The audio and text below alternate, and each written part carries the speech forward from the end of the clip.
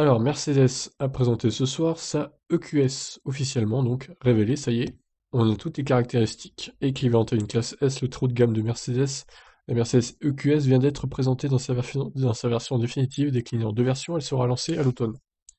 En 2019, avec le lancement de l'EQC, Mercedes mettait un premier pied dans le bain de la voiture électrique. Il ne manquait pas de luxe ni de puissance, mais pêchait un peu par son autonomie.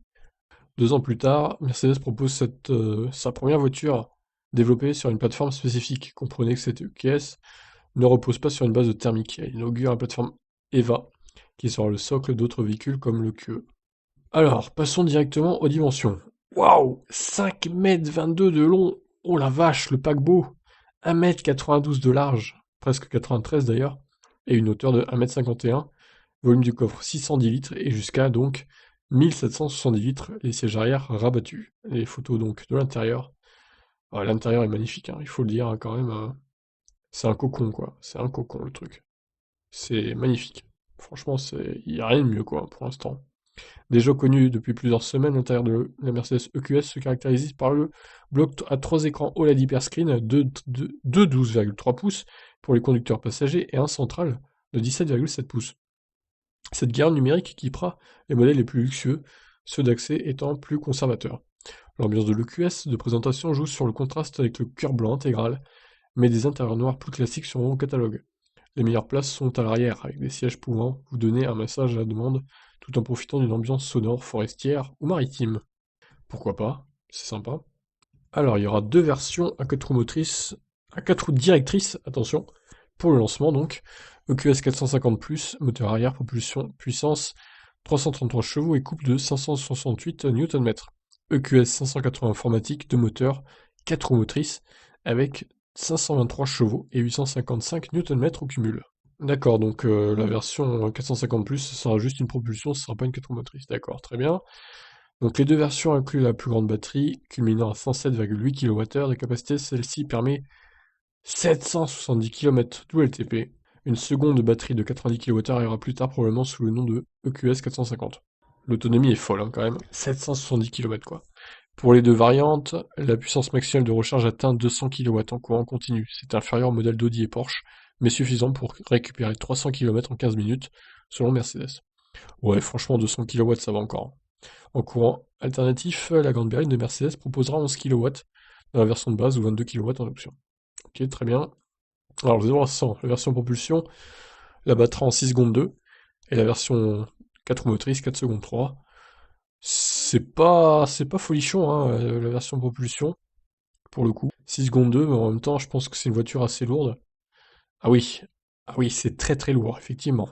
Donc on a aussi la puissance de récupération maxi 186 kW et la version 4 roues motrices 290 kW forcément, vu qu'il y a 4 roues motrices, ça récupère plus d'énergie au freinage, au ralentissement. Par contre, elle consommera évidemment bien plus. 2 tonnes 5, hein, presque 2 tonnes 6 pour la version 4 roues motrices.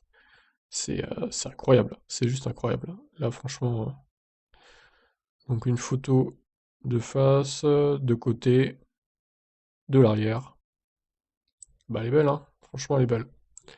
Par contre, la double livrée noire et grise, je suis un peu moins fan. J'avoue que c'est bof. J'aime pas trop ça, ce concept.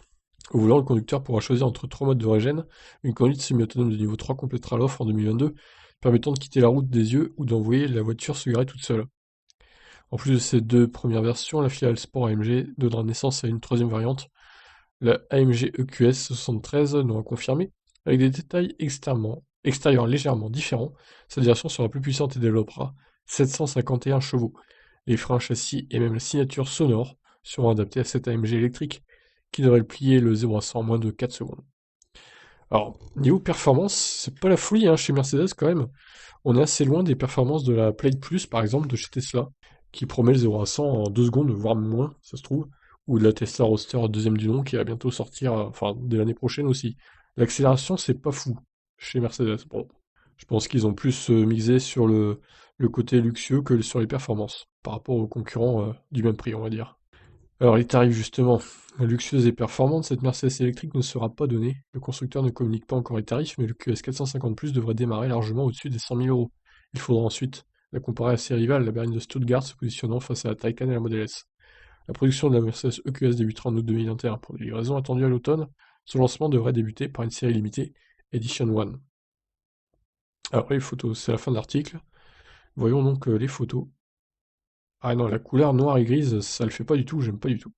Voilà, là, c'est tout blanc ou tout gris. Voilà, mais pas les deux, quoi.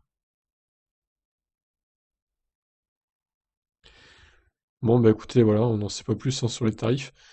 Mais en tout cas, la voiture promet... l'intérieur, franchement, c'est c'est incroyable. Je suis subjugué, comme on dit. En même temps, vu le prix, hein, ils ont intérêt à faire un bel intérieur.